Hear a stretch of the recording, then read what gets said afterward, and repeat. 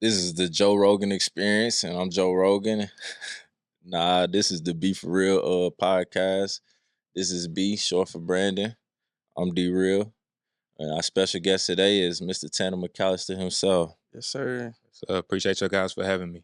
No doubt, we appreciate you Always, it's a actually. blessing every time you around. You're a real solid dude. I know it's been a long time coming, but Yes, sir. I'm happy. I'm proud of you and excited to talk with you today.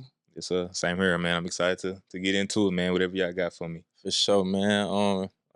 Like B said, every time we're around you, man, you got just an infectious light about yourself, bro. You light the room up, as I'm sure you heard plenty of times in your life, man. So we do appreciate having you here I today. appreciate that. For Yes, sure. sir.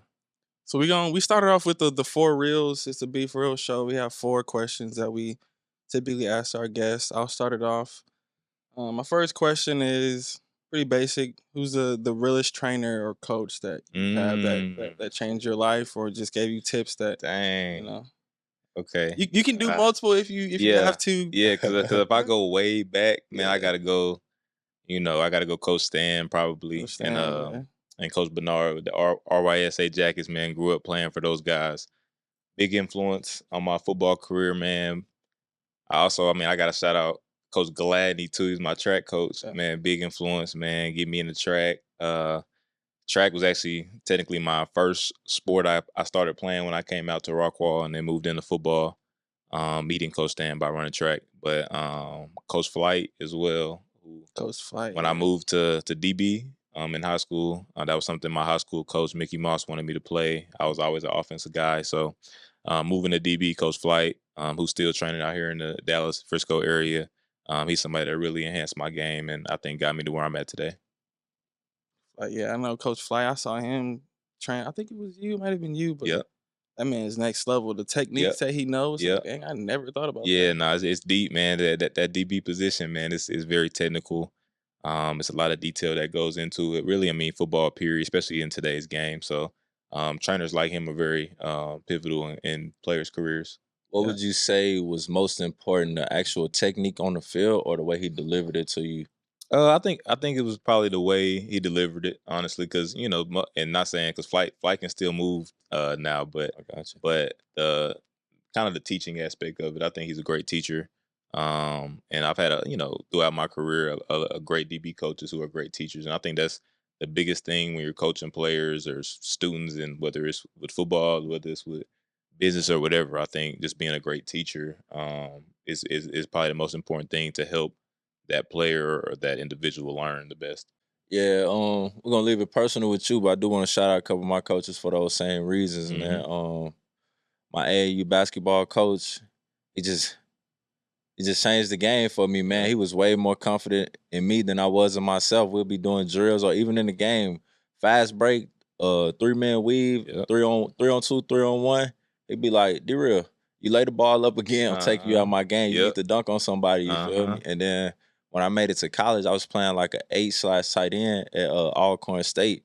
But when I switched to wide receiver, man, well, let me say when I was playing that H position, we had a GA coaching me, and he made me like fall out of love with the game. Just one day, I just asked the wide receiver coach, like, "Man, can I switch my position? I almost don't want to play here no more." And when I switched my position, the game was back bright for me again. You feel me? I was happy to show up to practice, be the first one in, last one out. You know what I'm saying? So definitely the way somebody teach you. Yep. No, like I said, I think that's very important, and I see that all the time. Which you mentioning falling in and out of love with the game, man. If you have that wrong mentor, and I don't want to see me just because I focus on things outside of the field as well. Yeah. I don't like always talking about how things pertain to football players, because I want people to know it pertains to life. Period. Like football pertains to life. You know what I mean? So, and that's any sport, basketball, whatever. So I say that like this, the same teaching goes the same for some high school teacher or some business coach or whatever the case may be. It's the way you teaching people that can influence how they feel about the sport that they're doing or the event, whatever they're interested in. You have a big influence on their future with that. So I think they need to really be intentional about how they're coaching or how they're teaching the people that they're coaching and teaching. Yeah, for sure, man. How can you enthuse me to learn what you trying to teach me when you you making it seem like such a job Yep. for you to teach me. You feel Yep. me? Yep. It don't seem fun for you, so how can I be enthused to learn it? Exactly. Yeah. Nah, I'm right there with you. Nah, yeah, it is important. I've always said like I don't really want my kids to play football, but at the same time, Why you say that, man? it's just I don't know. I rather them play football. I mean basketball, baseball, something else. Like, I don't want my kids to go to work and have to worry about like really getting brain damage or Yeah, getting. that's true. That's true. But I feel like you can get hurt stepping out of bed. Yeah, Yeah, you for can. sure. But no, I'm with you though. But there- Definitely, and the science is getting better as well Yeah, too. yeah. But I will say, like you know how we came up, and we was tackling at 6 years old. So Yeah. I will say I probably won't do that. I won't put them in tackle or anything too early because, like you said, you know maybe they get growing faster. Maybe I buy them a helmet now. The helmet too small, whatever the case may be. But I think it's definitely a lot of life lessons in the game. But yeah, no, I'm with you. I'm with you. On Yeah, that. there's so many lessons that you learn in football, like discipline, how to work hard. It's like Mm-hmm. it's a good battle. You're able to scale mentalities when you play football. You like, I know he gonna quit. You feel me? Yep. So I'm encouraging way more than I'm encouraging this other guy who got it on his own. So yeah, it's a lot of lessons you learn in ball. But I don't think I'm not gonna push my kids to play anything. Even though I obviously would love for them to be good at sports and play sports. But but like I was saying, I think it teaches great life lessons. Like I think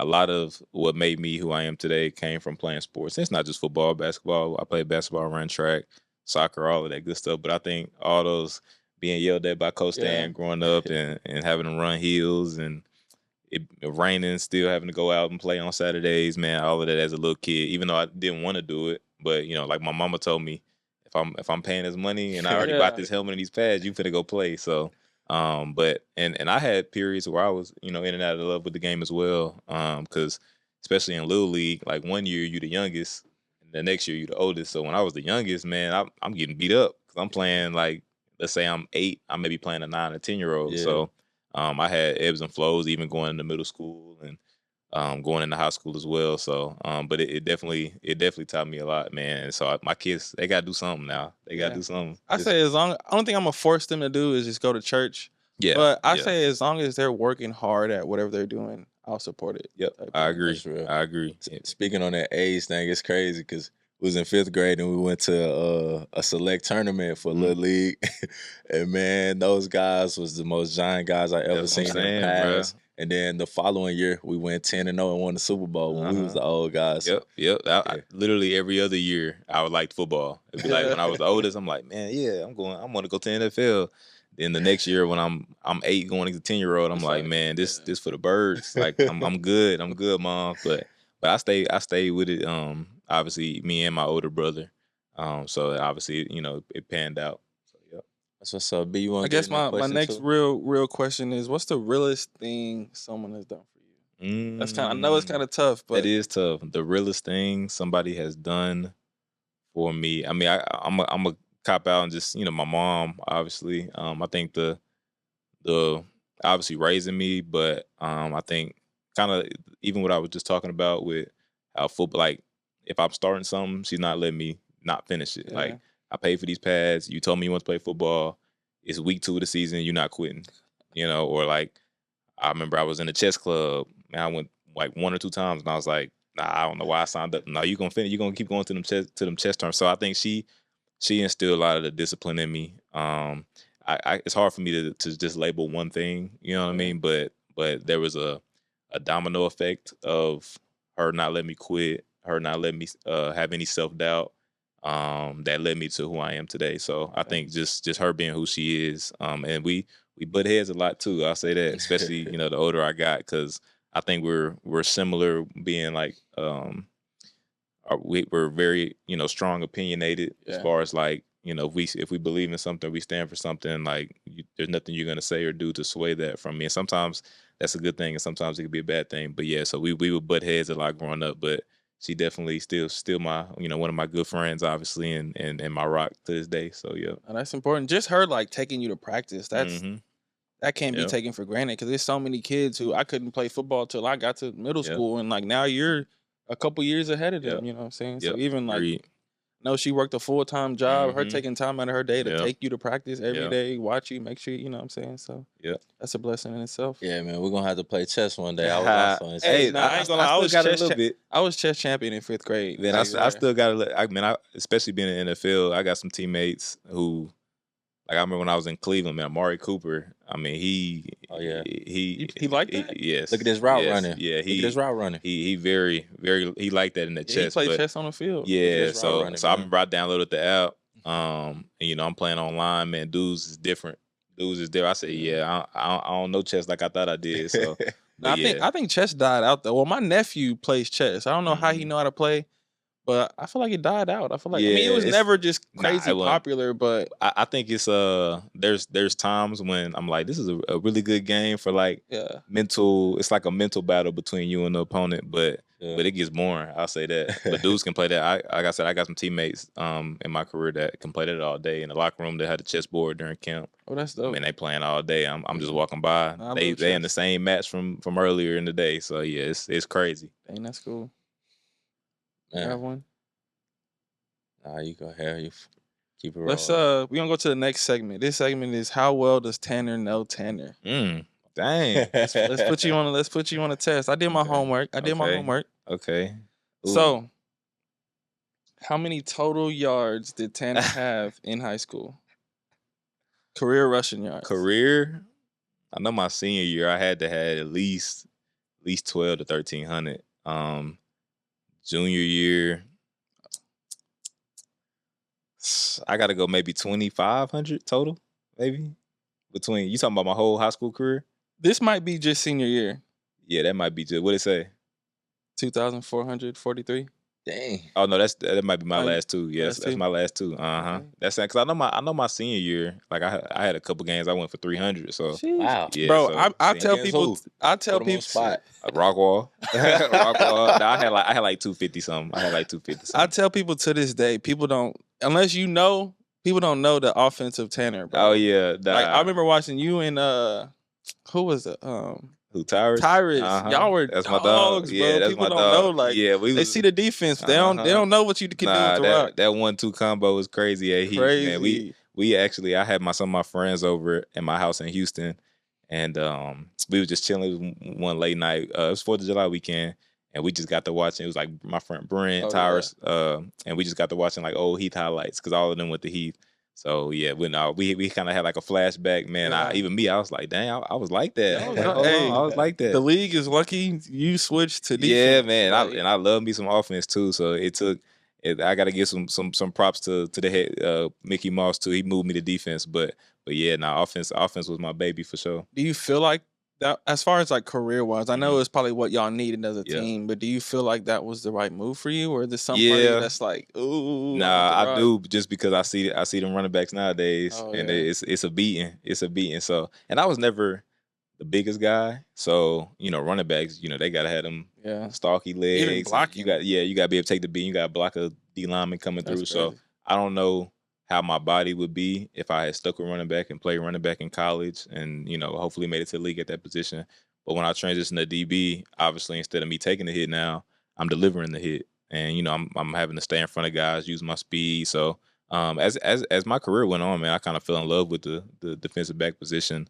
But yeah, it ain't nothing like having that ball in your hand though. Even like some of the, man, I remember when I was in college, I think I had maybe 4 career picks in college, and man, every time I had the ball in my hand, I was trying to get loose. Like it was like I was trying to show him. I had like some flashbacks even holding the ball. So yeah, I wish I would have did kick return or something when I was in college. I definitely should. But even then, that's a testament of your talent though, because I don't know people who have switched from offense to defense late and like succeeded. Usually it's like, the team, we just need it, so you fill in. And it's like, but like Shep, like he did it and he was great. He shined, and it's like, he trained it up tough, there. Man. Yeah, I didn't play safety, corner, any of that until my freshman year in high school. Sorry. So and that's when I came to Heath. They was like, we want you to play varsity as a freshman. I'm thinking I'm be with Rico, my older brother Tyler, like running the ball. They like, nah, we need you to play defense. And I'm like, I don't know about that, coach. But obviously it panned out. But even like you were saying, it goes to the talent, but also like, man, I remember I got on YouTube, like at the time I had dreads. and Richard Sherman was popping. So I'm like, man, they got me playing. Let me go look up. Richard Sherman was popping at the time. Yeah. So I'm watching Richard Sherman tape. Like I was, once I kind of came to the realization, like this is what I'm gonna end up playing. I mean, I dived in. So I think, you know, your trajectory can change, but as long as your work ethic's still there, it'll work out. You know, and obviously with the talent and the faith, it'll work out. So, but I definitely think it was the right move. But yeah, running that ball it ain't nothing like having that ball in your hand for sure. Yeah. But yeah, no, that's some good stats though. I ain't gonna lie, 20, almost 2,500. That's some good stats. What was your first tackle like? You remember? Oh man, honestly, and I'm gonna shout out Deshaun, but during camp, at Heath, I was a freshman, and Deshaun Elliott, who's he with the Steelers now, great NFL player, had a great season last year, but he was kind of one of my, you know, outside of my big brother who's at school, but he was one of my kind of big brothers at the time, moving the defense, and man, he was mean though. He was mean though. Yeah. So I'm the young, you know, freshman. You know, I'm feeling myself a little bit. I'm a freshman on varsity. We in practice and we doing some like block shed drill. I don't know what we were doing, man, but I'm next in line. D like, nah, I'm going.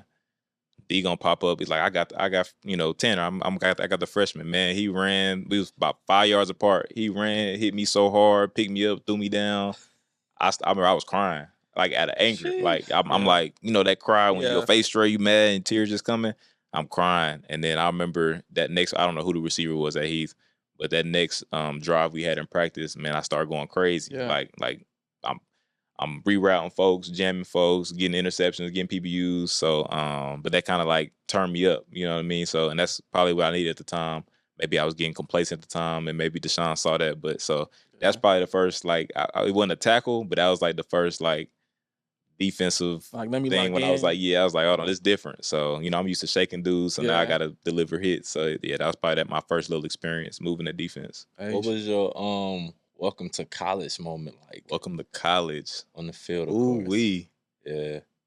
Because I want to share mine that's also. That's a good, bro. Man, so I was a freshman, and, man, I was balling in camp as a true freshman. Yeah. And my coach is like, man, you gonna play this year as a true freshman? And I ended up like doing.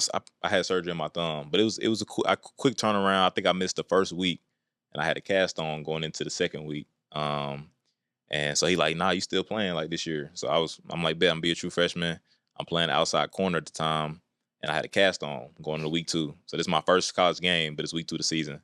First quarter, our starting corner, Rodarius Williams. I don't know what he did. He got injured. So it's the first quarter. So now they like, hey, you up. Sheesh. Man, and we was playing like, no disrespect. We was playing South Alabama. Yeah. But they had a solid receiver. So I'm first game in college. You know, I got this cast on. Man, I remember the first play I got in, I think he ran like a 15-yard comeback. I'm impressed. He came off the line, kind of shoved me, ran up the field, broke down, caught the ball. I'm like, oh, I'm in the game. Like, I'm in the game. So first catch, you know, they moving the sticks, they going fast. And that's kind of, I think that was like my first moment when I was like, oh, this for real. Because I was just used to practice and stuff. And there's so many lights, man. I was playing at Oklahoma State at the time. That stadium can get loud. It can get bright, man. They banging on the side. So I remember, honestly, I don't know if it was nervous or whatever, but I don't even remember too much from the game because I was just so surprised by the moment. You know what I mean? So you did exactly, and that's how it was. So I remember my coach after that game came up to me. He was like, "Man, you got to figure it out." Like, he was like, "You see what it is now. Like, you had a great camp. You was balling in practice, but you see how it is when them lights turn on." So that was like probably my welcome to college. Like this. Whether you playing South Alabama or you said you went to Alcorn State, whoever, man, they got somebody on there that can give it to you. They ain't gonna let you disrespect them like that on air. Alcorn State. Yeah. Oh, my bad. Alcorn. Alcorn. My bad. But yeah, and they probably got some dogs over there too, I'm sure. So let me tell you about it. Mine came in camp, man. So leaving high school. I'll get into my whole story later, but I didn't have no offers leaving high school. You feel me? My brother got me on at Alcorn. Yep. So when I went to Alcorn, bro, I was solid. You feel me? I walked in and got a scholarship outside. Hey, coach looked at me like about 6'3", about 210, 215. Oh yeah, we'll take him. Yep. So I'm big, right? We get padded, bro. And I go out there and it's this little kid with number 45 on playing corner. So You see 45 Yeah, at you corner. like, we going at him. He Yeah, that's fool, tough. right? Yep. So we was doing this drill. I forget the name of the drill, but it's an offensive line versus a defensive lineman, Mm-hmm. a wide receiver trying to block a DB, Yep. and a running back trying to make a move on a linebacker, Little right? perimeter drill. Perimeter, bro. Mhm. So me and 45 going against each other. My boy Mhm. Javen, but he go by 4'5". He Yep. ended up wearing it his whole career, bro. Yep. So I'm looking at him. 4'5" is probably, I don't want to disrespect him, man. 5'9", Yeah. you feel me? Ain't a big cat. 150, 160, 170 maybe, Yep. bro. We line up in front of each other, Tanner, and I'm looking at him like, because I kind of got a name as Fro Little Brother, so Yep. everybody really on me, and then I got some people that's a fan of me because I'm solid, you feel Yep. me? So I'm like, yeah, and you know everybody watching perimeter drill. Yeah. I'm about to make my name right here, Uh-huh. bro. We line up in front of each other, and Coach blew the whistle, Tanner, and I went to reach for that boy's shoulder pads to get a block, bro. Tanner, I grabbed his shoulder pads and he grabbed mine at the same time. Uh-huh. The next second, all I remember is looking up at the sky. Hey, feet in the air, leaning back, full baptism. Uh-huh. Yeah, that's how he had that center of gravity, got up under you. Yep, I'm already Baptism knowing. is crazy. Hey, I'm already knowing. Baptism is Yeah, crazy. Hey, leaning bro. back. Only thing that probably saved my life is it's crazy because he straight disrespected our room. Mm-hmm. My roommate was the running back during that drill. Uh-huh. Only thing that saved me, bro, is that he popped my roommate chin strap off and made him fumble. You feel So me? everybody was getting it on y'all on the offense end that true drill. freshman. You feel me? Just like you, he on the field first week of the season, bro. Yep. I'm disrespecting him because his size and his jersey number whole time. They don't mean nothing. Yeah, that size, it means something, but it don't mean something. Yeah, dog. You feel me? That's Shout out to 4'5", man. Yeah, but now college even obviously from middle school to high school, obviously playing varsity, like it was a moment. From high school to college, it was a moment. Obviously from college to NFL, same thing. So yeah, you always had them growing moments. But I'm sure after that you tightened up. Yeah. You know, tighten that chin shut. Can't wait to see him again. Yeah, it's gonna be on next time. You kind of, because I feel like obviously you can't ever take anybody for granted. You know what I mean? Sure. Even though the looks may look one way, and I'm the same way. I done seen somebody your size or even bigger, and I'm thinking the opposite. I'm thinking like, oh, he gotta be like that. Like he's 6'4", jumped up to 40, and I get in front of him, put 1-2 hands on him, like, oh, we good. Like, you know, it's nothing. So and then vice versa. You may get this small little slot receiver, they come off the line, hang. Next thing you know, he back there, you still looking this way. Yes, so sir. yeah, it's crazy how that game will make you kind of get the stereotypes and all that. Yeah, you got respect for everybody that step on the field. Between the whistle, you gotta give it your all. Yeah, it's respect for everybody. He actually did me in twice, bro. We went to one-on-ones, goal line only. Same day? I'm not sure if it's I'm same about to say, I hope day, not. Yeah, Nah, I hope not either. Like But when we went to one-on-ones, man, he lined up on me again, and we was able to give our signal to the quarterback. You feel me? Yep. And when I seen him line up, I said, "Hey, man, we get I don't, that. I don't even care if he hear me. Hey, Uh-huh. put the ball as high as you can, Yep. bro." I didn't know this kid just won the state basketball championship. And Oh, he jumping. 5'9" dunking on people, bro. You feel me, bro? That Climb the quarterback ladder. put the ball up.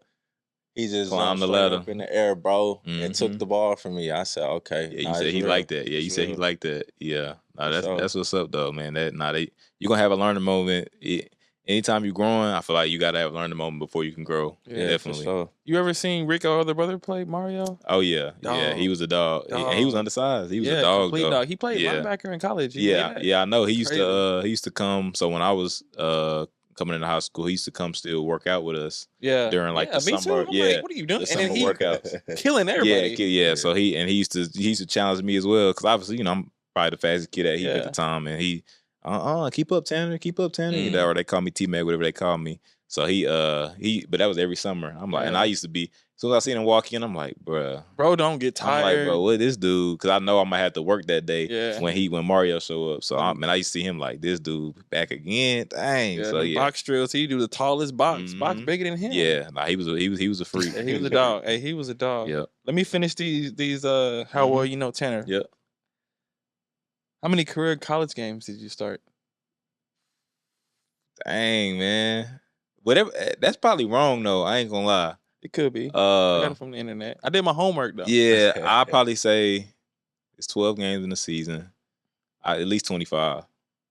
I got 35. Dang, yeah, I believe. I got 23 at Oklahoma State and 12 at Ohio State. That sound about right. Probably because you like me later in my career I started playing nickel. Yeah. So like they do the starting, who the first out. Yeah. So like let's say we in, I don't know, like a jumbo package where it's only 3 DBs in and I'm not in. Yeah. So maybe that first play I went in, but the next play and the rest of the game I was in. So that's why I say that was probably wrong. But 35, that's a lot of games though. And because I know I was starting since middle of my sophomore year, truly, at Oklahoma State. So yeah, that sounds about right though. That's a lot of football. What was your pro day 40-yard dash? 447? 447? 447. Yeah. That's I ran 444 now, but they round all the time, so they 447, which I was happy with. I did a camp one time. They said I run like a 4.4 flat, and I was like a junior. I'm like, I don't think you did that. No. I don't think you did. Maybe on that hand. A good 4.8. Yeah. Lucky day. Yeah. No, that was I think it was a TCU camp. Yeah. No, that was I had to train for that 4.4, but it was it's a lot of technique with it. Honestly, like I'm happy with my game speed always. So, sure. But the NFL, you got to run that fast time. So I was just training for that. But yeah, I was happy with my pro day. I remember that. Yeah. What else you got? How many solo tackles did you finish with at Ohio State? Ohio State? I was only there 1 year. What was it, 20? Oh, solo? I don't know. It's 20-something. That's your final answer? I think so. I got 21 total, but I got 18 solo tackles. Yeah, okay, 18. Okay, that makes sense. Yeah, so it was a lot of. I played nickel, and then that Big Ten, man, they ran that ball so much, so I was usually in coverage watching. But I had majority of my interceptions there though. I got one more. One more. Okay, what's up? How many coaches did you play under in college? Head coaches? 2. Yeah, Mike Gundy and Ryan Day. Yeah. Oh yeah. Mm-hmm. Ryan Day era. Yeah. Actually, you know what? I got another question. What's up? If you played each host of Be For Real in one-on-one basketball, I'm winning. No Sirski. I'm winning. How bad will we beat you? Yes. I'm winning. Game to 7. The show is called Be For Real. Yeah, I know. If with you, if we're going to 7. And I get ball first, it's probably... I get ball first. Okay, you get ball first. And I'm a shooter, by the way. Probably 7-4 me. Stipulations, hold on. Going to 7, so that means 3 dribbles, right? Yeah, and it's just 1s and 2s. 1s and 2s, and how I play when I play like that, if you lose the ball, even on your own, turnover. Yeah, turnover. Right, if you miss a shot, like we ain't doing no chasing rebounds. Yeah, we ain't doing that. Yeah. So I say 7-4 me. Crazy work. But with the real, he got some size. He gonna compete, but I feel like he's not gonna be able to move laterally with me with my quick twitch off the dribble. So I say I give him 5 and I give me 7. It'd be close. Both of them I think it'll be close, just because y'all athletic too. But I gotta go me, and I ain't been in the gym in a while. So when the last time you hooped? If you say something about some months. I hooped during OTA. So yeah, it's been some months though. It's actually been some months. You're right. I've been training for the season, so I ain't been hooping. So we would have to shoot for ball because me getting ball. We would. Tremendously unfair. Man, come on now. I think I done seen you hooping in the 24. You nice, but I doubt it. But it's not. I gotta see the defense. That's what I'm. You not scoring on me. You're not scoring. And if you do, it's because you made a great shot and I had great defense. I'm known for that. Okay. My favorite player. You gotta make him. He played big. Yeah, you gotta make him. Yeah, and you not. Yeah, none of that back down. Like you not moving. No. We got 3 dribbles, so I don't get a chance to back down. Yeah, you right. 3 dribbles efficiently. Yeah. Yeah, you gonna. Hey, them pull ups, you gotta make them. Yeah, we're gonna have. And I got a high shot point. So you got. We're gonna have to run this. We're gonna have to run this. Yeah, definitely. Maybe next summer. It will be on camera. Trust. Yeah, definitely. Put it up. Televised. Y'all remember this? He said 4-7. 4-7. With ball first to be. Absolutely. But now, what's a day-to-day look like for you currently? Yeah, definitely. I mean, so obviously it's been the off season, so I get up. My training is usually at 9:30, but I get up at 7:30. Usually do some stretching. I always me and my fiance, she helped me meal prep some. Congrats, by the way. Thank you. Yeah, she helped me meal prep some burritos. So I throw one of my meal prep burritos air fryer, heat that up. So that's what I eat before the workout. So I go. Leo Johnson, that's my trainer in Houston. He does my strength and conditioning training. So we do 2-a-days, which is just 2 workouts in one day. But usually we do their back to back. So the weight room portion's at 9:30. So we'll go in there. Let's say honestly, I always tell them it ain't no leg and arm days because I feel like we be working everything every day. Like it'd be supposed to be an arm day and we doing lunge to press. I'm like, this still working my leg too. So, but Mondays we'll lift at 9:30. Then we go to the track. Tuesdays same with the lift, but we go to a hill and we run hills that day. Wednesday's usually my recovery day, so whether it's Pilates, yoga, whatever the case may be. Thursday, same lift, and what do? We go to the sand pit, and then Fridays is field work. So field work, but in between there, I also try to get my DB work in as well, and I train with Ja'Cory One Way, who's out there. He's a really good trainer in Houston. Another, him and Flight actually do a DB retreat in Dallas the past 2 years, which has been great. But so I'll go to him probably later in the day on days where I want to just get DB specific work. But and then also, man, just hanging out with family and my fiance. You got family in Houston? Nah, but my fiance's family's in Houston. okay. So, but I've been back and forth. I've been to Dallas 3 or 4 times now, just in the month of June and July. So in the off season, it's kind of the only time for football players, because when you in season, that's your focus, and you can't travel and go here and go see this person. Now people may travel to you. Let's say like last year I was playing in Denver, so my mom came to a couple games, my fiance came to some games, but I wasn't going anywhere because the season is what you focused on. But in the off season, you get to decompress, obviously prepare your body, prepare your mind mentally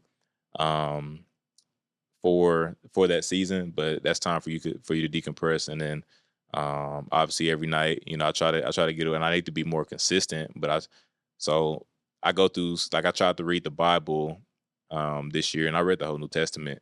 Nice. But yeah, that's something I try to, like, every day I try to get something in, and you know how it is, man. Some days the day just go fast, and then I don't get it in. But I almost be feeling guilty sometimes, so I try to double in the next the fact day. that you feel guilty is a good thing. Yeah, so I'll try to double in the next day, but that's kind of how my days are during the off season. And then, man, also because like I said, off the field, I always try to tie things off the field as well. Like I'm interested in real estate, so I guess I can call myself a real estate investor. I invest in real estate, so that's something that I try to spend my time with, when I have free time as well. So one of my I say he's one of my friends now. He's actually a builder, developer in Houston. So I'll go with him, view some of his properties. We'll talk, different how he's finding land, what he's trying to develop. Whether it's multifamily or single family, whatever the case is. So I'm always trying to learn things when I'm not doing football, because the season takes up so much time. But when I'm not doing that and I'm just training my body, that's time for me to go learn things that I want to learn, like real estate, like investing. Maybe it's something I want to get into, when I'm done playing or even while I'm playing. So I use that time for that as well. So I'm sure every player would tell you that they like the off season, definitely. But obviously the season is where you make your money. So that's important. I got a quick interlude question, man. I'm sure it's tested, but how is your faith tested with being a professional? I won't even say professional athlete, a professional human, because it's just every day, man. Especially in the sport that I play, and really any professional sport, it's very competitive. I mean, every year you have thousands of college athletes. Same dream I had, they got the same dream. Yeah. So what are they doing? They working hard in college to come take your spot. Yeah. And that's every single year. So like you may have a great season one year, and that you go into that next season, that last season almost evaporates. Yeah. So and everybody's situation is different. You got high draft picks, you got undrafted guys like myself. So having obviously faith is belief in something that you can't see. So like me going from this is go back to me going from middle school to high school, being told, hey, you're not gonna play running back, you're gonna play defense, like you're gonna be a corner now, and I think you can go to college and go D1 doing it, which I did. But at the time, I'm like, man, I play running back, so I had to have faith in something that I wasn't sure. Like I wasn't sure, man, can I play corner and go play at Oklahoma State or go play at Ohio State on scholarship and do that? Yeah. At the time, I mean, obviously, I believed in myself, but basically because I had faith. So prayed about it. If this is what's you want me to do, let me do it. So ended up doing that. Same with picking what school I wanted to go to. Man, I had 20 plus offers that I could have chose from, and Oklahoma State is kind of where I landed. But I think it was for a reason because I mean, I can speak about it now, but I wanted to go to TCU, and I had the offer, but it just didn't pan out that way. Like I was committed to Arkansas at the time. They was terrible back in 2017, 2018. Ended up decommitting from there, and Oklahoma State is where I landed. And I think it was a great decision for me. But all of these things, I say that to say, all of these things was having faith because I couldn't see the end of the tunnel. I didn't know if I was going to play at Oklahoma State.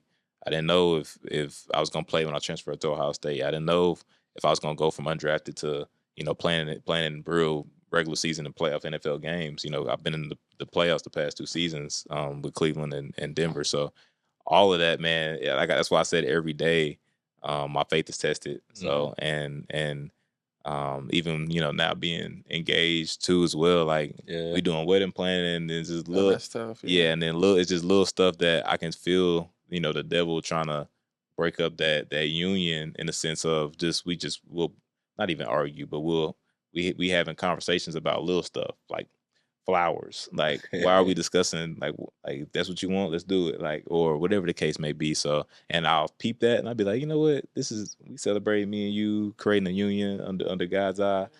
That's what the focus is. Or me and her worried about whatever it is, who's coming, who's all of that. So when stuff like that happens, I just sit back and whether it's pray or I'll just sit back and kind of see the big picture. Like this is like what we're talking about is not important. So but yeah, no, I have faith in the NFL or NBA, whatever, is definitely tested daily. And I think that's, like I said, I always try to tie it back to any career.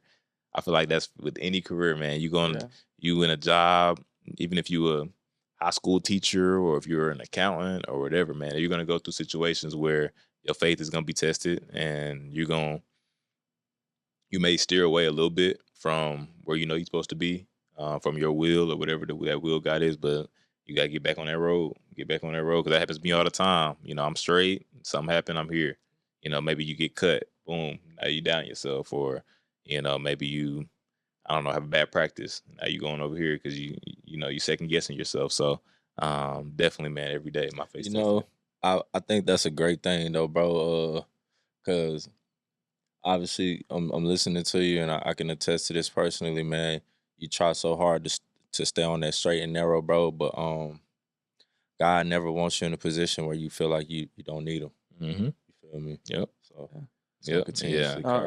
God definitely wants a marriage. One of my mentors, he's a marriage counselor, and he's like, it's like the devil is okay with y'all dating. Like he'll let y'all be the happiest possible dating, but as soon as you like want marriage, that's when he's like, nah. He tries to come break it up. He's like, you're gonna face the most battles probably early on, right when y'all wanting to get married or right when you get married. I'll tell you. But speaking on having faith, I want to drop some statistics and then ask you a question at the end. So basically, high school football players have a 7.5 chance of making it to college football. That's D1, D2, wow, JUCO. Dang, that's all of them.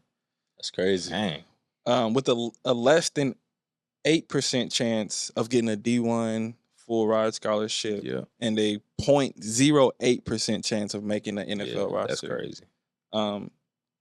Once they get to college, there's a less than 10% of them being a 4-year starter. Mm-hmm. A 1.5 chance of getting drafted. Crazy. 20% of undrafted free agents earn a spot, a starting spot, with the 11% chance of starting. Yep. Crazy. The average NFL career is 3 years. Mm-hmm. Crazy short. Sports Illustrated said that 78% of NFL players face bankruptcy after retiring. 78? 78. Yeah. I'm surprised. Yeah, I'm surprised it ain't higher, man. Right, that's crazy. Yeah. 50% of former NFL players report being dissatisfied with post life after football. Yeah. Crazy. 2 more. There's a 60% chance of getting divorced after making the NFL. 39% chance of depression. That's pretty it. But knowing these stats, knowing how hard it was, how hard your journey was pretty hard. Yeah. I want to know, like, how much of your journey do you say, like, I'm here because of how hard I worked? You know, I hustle because you hustle, you grind. I saw myself, like, definitely. you hustle. So how much of it is your like my own strength, and how much of it do you say, no, God definitely like took the wheel on that one? Yeah, and I know it's cliche, but I do think it is all God, because when I pray, like, obviously the Bible says that faith without work is dead, right? So you can pray your way into, you can try to pray your way into whatever. God, I want to be a millionaire. God, I want to play in the NFL. I want to play in the NBA, or I want to get this job. If you're not doing anything to work towards that, why would he reward you with that? If you don't know his word, why would he reward? If you don't know him, like my grandfather, he passed away recently, and one of his favorite songs is "Do You Know the Man?" So it's like, if you don't know the man, why would I reward you with whatever you're praying to me about? So it's the same. It's the same with hold on. What was my thought? What was the question? Basically, how much of your work is your okay? strength? My bad. Yeah, I lost my track. I lost my track. So that's why I say it's all God, because I was putting in the work, but I'm putting in the work guided. I'm guided by my work. So it's like I'm praying to God. I'm saying, this is what I want to do. What do I got to do to get there? Is it work? If it's work, let's do it. That's nothing. Is it my faith? Do I need to pray? Do I need to read the Bible more? Whatever the case may be, is do it. But I think God has a will, so I don't pray like, and maybe I should, I'm not sure, but like, I don't pray and ask for things necessarily. Like, I don't say, God, help me make the team, or God, help me go here.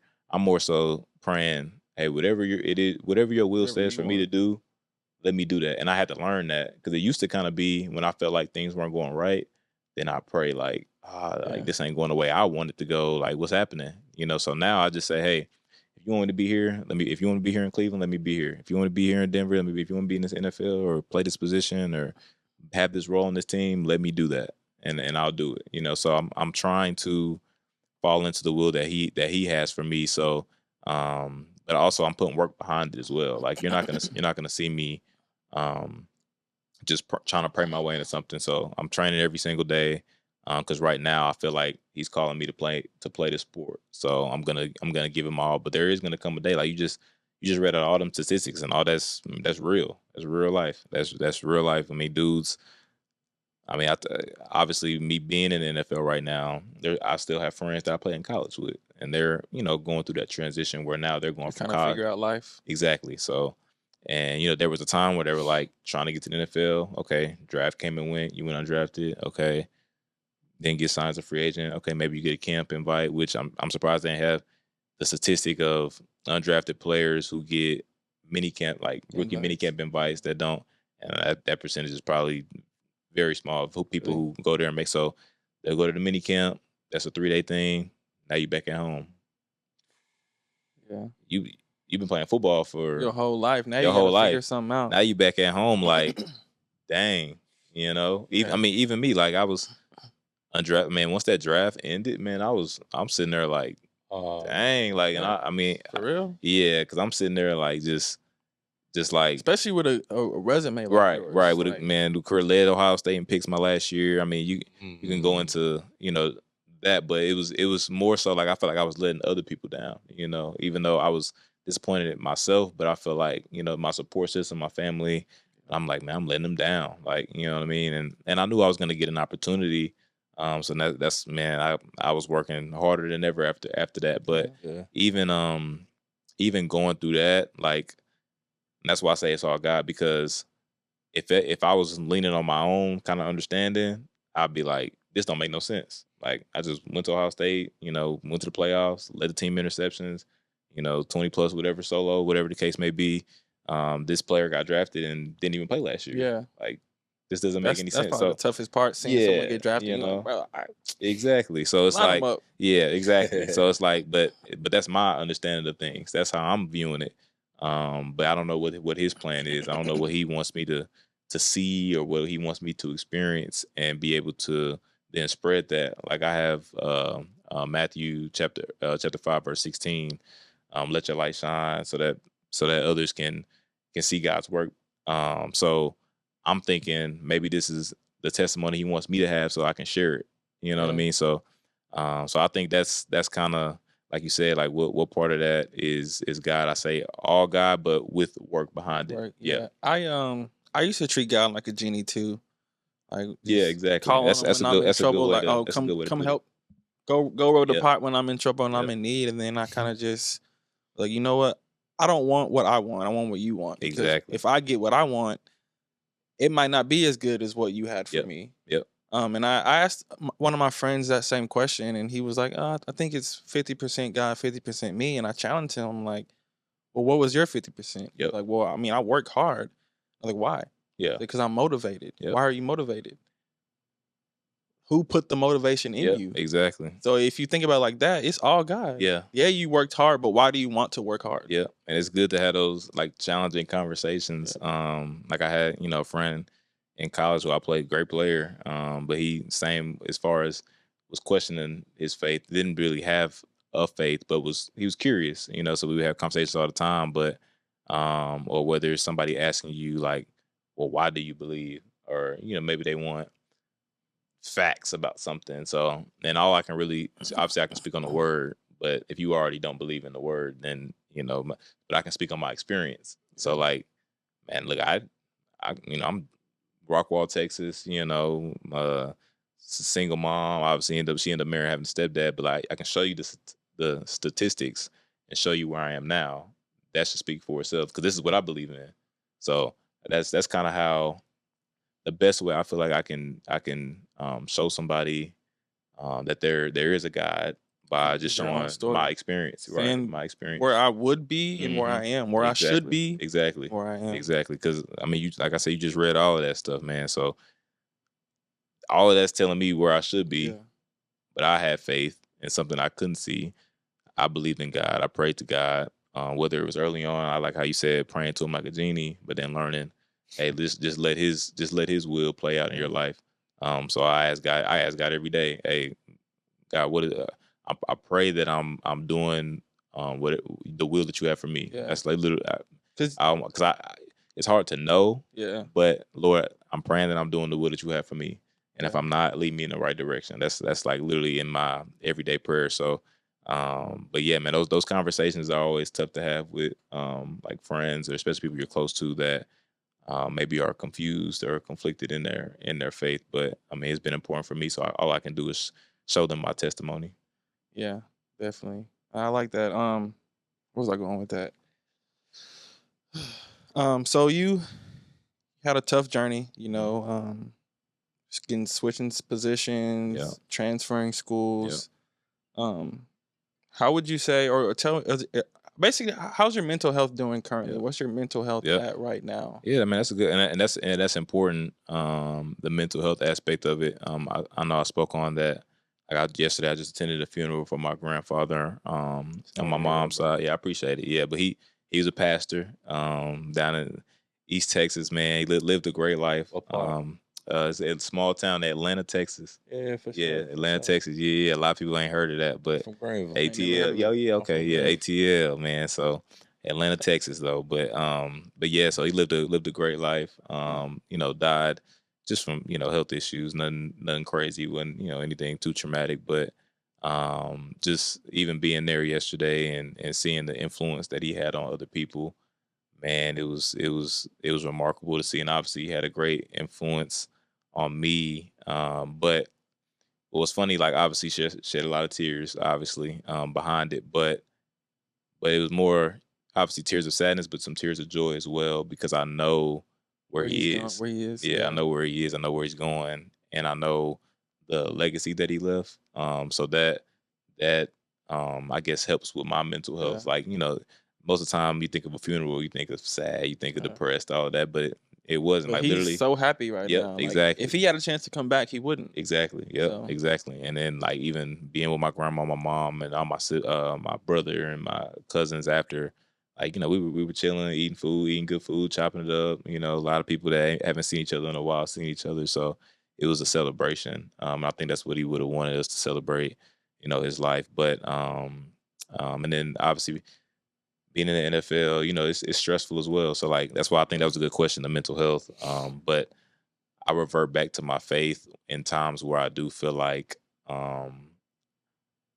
my mental health may be, I guess, affected or yeah. screwed, whether it's like I was mentioning, just scenarios like, oh, this team just cut me, like the Broncos. Oh, where am I going to play this next season? And just all those things go through my head. I'm a human. So all those things, I know people see a tough football player, big, strong guy, all that good stuff, but I'm a human as well. And I'm a current fiance. I'm a son, hopefully future father. So, but I still have emotions as well. So, but my fiance helps with that as well. My family, talking to them, and then praying as well. But again, just me knowing my mission, like me knowing I'm following the will of God, I'm following God's will for me.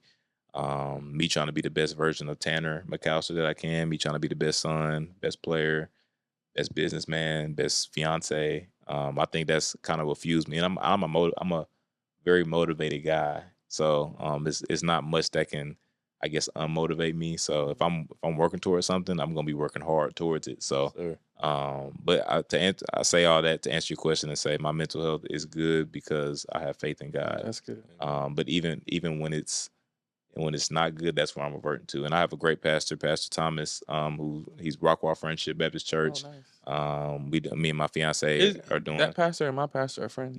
Yep, Is that doing Shannon? Yep, Yeah. yep. Going to the barbershop, get his haircut. Yep, absolutely. So that's, and me and my fiance are doing premarital counseling with him as well. So we, like I tell everyone to do that. Yeah, definitely. I'm definitely work through.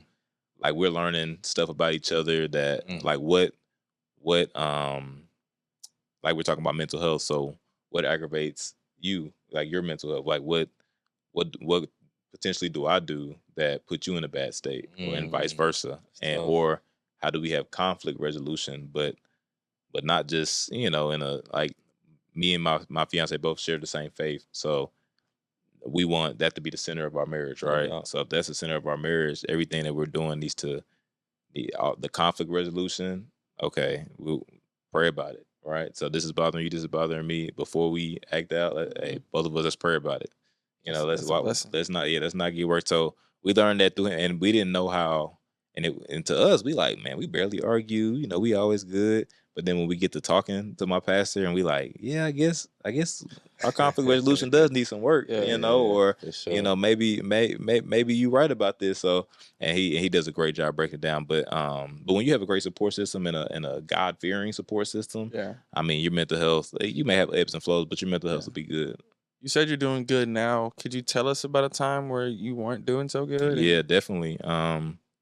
I mean, obviously, I mentioned being undrafted, right? So that was a time I feel like it was some uncertainty, because I'm going into an environment, like I was going to the Cleveland Browns, which is a great organization. I love my team and coaches there, but and I'm glad that's where I went as a rookie. But man, there was so much uncertainty going into that situation. Man, and the crazy thing is, like, and people don't know this about the draft. So when the 6th and 7th round was going on, I'm getting calls from teams, but they're calling me saying, "Oh, we Titans. Hey, we want you to come up here as an undrafted free agent. Like we done seen your film, all of this." But when you get in the call, you like, "Oh, this Tennessee number, this Cleveland number, this Denver number, you picking up." Kind of you kind of get like a rush, and then they're like, "Oh, no, we want." So it was, man, that was hurting me though at the time. And then my agent's calling me like, the draft's coming to an end. Maybe in these last picks, somebody will grab you, but we got to start thinking about these teams that are interested in you as an undrafted free agent. So, man, I remember, you can ask my fiance, she was there, and my mother, but, man, I'm just sitting on the couch, like, I'm picking up the phone, but I'm sitting on that couch, man, and the people, I'm sure they can see it on my face, man. I was a little depressed or just down on that situation. So, and I think the way obviously praying is how I got out of it, but I think just going through it is how I kind of got out of it. It's like going through a dark tunnel. You got to just keep don't just stand in the tunnel, like keep walking. So whether that's keep praying, whether that's keep working towards what your final goal is, or whatever the case may be, just keep walking through that tunnel. And I end up going to Cleveland for rookie minicamp, man. And I remember sitting that's another thing, man. So when you undrafted, and every situation, every team's different, but man, sometimes you have to share a locker. So man, they'll put you in the Man. back, just put a little Yeah. paper name up there. So you excited going to an NFL locker room, and then you see everybody with their own lock, and then you in the Just back, throw somewhere. your helmet, you sharing your clothes touching some other dude dirty clothes, and you just like you almost feel kind of disrespected. But obviously, exactly. So, the Browns were stacked too. Yeah, great. DBs, but man. they still do. But yeah. So that's not like so all of that. I'm thinking about all of that. Like, dang, they got a lot of DBs here. You know, they got me sharing a locker. They don't want me here. Like, you know, I'm just a guy here. They don't really care about me. But blocked all of that out. Hey, God, this is what you want from me. This is what I'm gonna do. Let's do it. So I embraced it. I had 48. Wore it the whole season. I had 48. What DB, you know, wearing? I mean, actually, I take that back. Some DBs wearing 48. I don't want to disrespect that number. But at the time, I'm coming from 2, you know, playing out. So I'm like, 48 is crazy. Like, you know, and in the DB sense, I'm a smaller DB because, you know, I ain't no 6'4", 210 guy. So 48 looking big on me. So all of that it was weighing on me, I say. So that was a time I definitely was going through it, but I was sitting in that tunnel, but I kept walking. So went to rookie minicamp, man, was doing my thing, man, showing effort, showing the coaches I wanted to be there, showing the coaches that, you know, all the 32 teams, you know, they made a mistake by not drafting me. Same with the team that I had. So, and it ended up working out for me that season. But yeah, I think that's big, man. Just keep walking through that tunnel, man, whether that's continued prayer, whether that's talking to somebody, whether that's continue to work on whatever that goal is that you had that maybe you didn't get initially, like having that delayed gratification. But yeah, you just gotta keep walking. But a lot of times, you know, people sit in that tunnel and it can get hard, and mental health can weigh on you. It's life altering. You're right, man. 1 second, B. Do you feel like having the ability to often delay your gratification has made you who you are? Oh yeah, definitely, man. And me, I was because growing up, I felt like obviously sports was something that came easy to me. Yeah. So I was always the best. Yeah. Coming in being in Rockwall, I was in elementary school, I was the best. When I was in middle school, I was all of that good stuff. So I can relate. Yeah. So there was times when you realize whether it's you going to some camp and you seeing guys from all over, you know, you like, dang, there's other people out there just like me. You know, there's other Tanner McCalister out there. So it kind of shifted my mind. So and even seeing guys getting offers, like I was a freshman on varsity. It was dudes that didn't play varsity, played freshman, and they was getting LSU offers and and TCU offering and Alabama offers. And I'm like, huh? I'm like, this dude getting it. So, you know, even my sophomore year, I played both sides. I actually played both sides as a freshman and played both sides because, you know, Rico ended up getting hurt towards the end of the season, played both sides. But the same with the sophomore year, no offers. So I'm seeing guys getting offers in my same class and in the class below me, just like, what is going on? Obviously, going into my junior year that summer, went to a TCU camp, ended up getting that offer, and it kind of got the ball rolling. But like you said, just that delayed gratification, man. If I kind of went on that tangent in my head, like, man, these dudes, you know, and got down on myself, like, man, I ain't going to college. These dudes already getting offers. I'm not getting no offers yet. And I think, you know, even getting the offers before your junior year, that's still early. So I'm glad I got that. But I can honestly, I can see that on some of my teammates as well. Like you mentioned Tyrus, like stuff like that. Like I can see them kind of having that delayed gratification, but I could see it, you know, wearing on guys, and even going from the NFL, like not getting that call, you know what I mean? So, and it goes to the NFL, me being undrafted, man, the delayed gratification, like seeing guys, there's guys that did get drafted that weren't in the league my rookie year. Because whether it was they got cut or something happened, I was still in there as an undrafted guy. There's guys today that aren't in the league. I'm still there as an undrafted guy. So, like you said, that delayed gratification, I think it put more fuel on my fire. It made me work harder. It made my mind shift. And it got me, you know, it got me here today. So I plan to keep having that same mentality and being okay with that delayed gratification, because it is okay. You know, I know everybody wants that fast. Whether it's fast money, whether it's fast results, they think the faith, like, oh, yeah, I said if I believe in Jesus, this will happen. But that delayed gratification is very, very important. I think that's kind of the life that Jesus Christ, you know, when he came on earth. I mean, it was a lot of, if you look at, you know, his story, it was a lot of delayed gratification. A lot of people didn't see it at first. And, you know, as time went on, you know, they saw who he was, and especially obviously after he died and rose on the cross. But yeah, man, so that's important. It's kind of crazy. with Jesus' story, man, he was completely humble when nobody knew him, you feel me? But once the word started to spread and that light started to shine, he started to bow his shoulders on folks when he was talking to him, man. Like, oh, you don't know who now I you want to am? kneel, now you want to do all these different things, but yeah, you're right, man. That the delayed gratification, I think that's maybe how in everybody's situation different, but how God wants your story to be played out, and that's how He's using your story. Obviously, we know as Christian, God uses other people to like He may use me to touch you or you to touch me, because He Jesus Christ already died and rose, so He's not here on earth to do that, so He uses us. So I'm always trying to, hey God, however you want to use me, use me. If you need me to touch whoever you need me to touch today, allow me to put that in me and let me speak that to him. So yeah, that's important. That's a good I question. read something where this dude was like, don't block, and take it with a grain of salt, because you do want to pray for what you want, but it was like, don't block your blessings by praying for what you want, because you never know. You praying for this when God, you praying for this, but God has this for you, and you're begging God for this, please, please, please, like you dedicating your life, but God has this for you. So, man, that's big. That's a good way to put it. Definitely.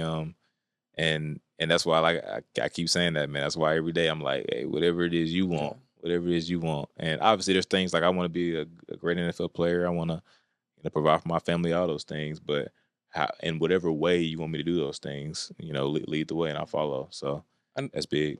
I know you go to God when times are hard. Is there any other things that you do that's like, if you're feeling down, I go play pickleball, or is there something that you do to help? I obviously playing sports, I've grown to love working out. So like, and I may go to me and my fiance, we go to this little track in Houston. It's great scenery. There's like trees and stuff around this track field. I think it's Memorial Park. I think it's what it's called down there. But so we'll just go for a walk.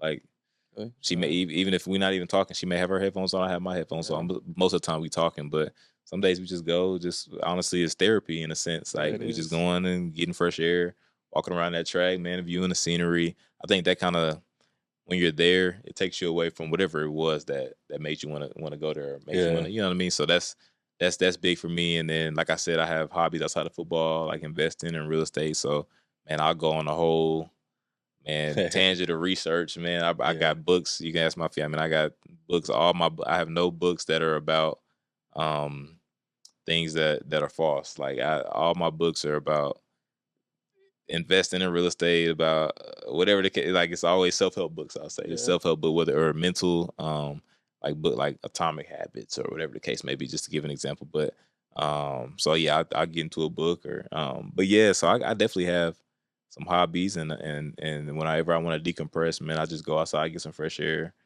And honestly, bro, it's like I mean, I have a house in Houston, so I'll mow the lawn sometimes. But even mowing the lawn sometimes, it's like, and you just in your own little zone. You working, but it's taking you away from whatever's bothering you. So yeah, I definitely have some things to just allow me to decompress, and I can talk to God while I'm doing. I can talk to God while I'm mowing, talk to God while I'm walking around that track. So yeah, definitely. I got a question for you, Tanner, man. Of course, this is on a much larger scale for you.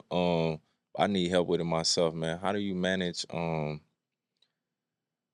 and friends feeling like you was the one sent here to save them, man? Yeah, that's, how do you manage that, bro? That's big. I do want to talk on that big. too. Yeah, no, that's big. And I'm glad that I don't have, I would say, a lot of family and friends doing that, but and I'm a generous person, but I'm also not a generous person as far as like I'm not just gonna give somebody something like just off the muscle, right? Off the muscle. It really won't help them. Exactly. Think about it. Exactly. And I say it all the time. But when you're close to, you got a soft spot. So obviously I've helped my family with a lot of things. Kind of maybe sometimes you're expecting something and maybe it doesn't come back, and it's fine.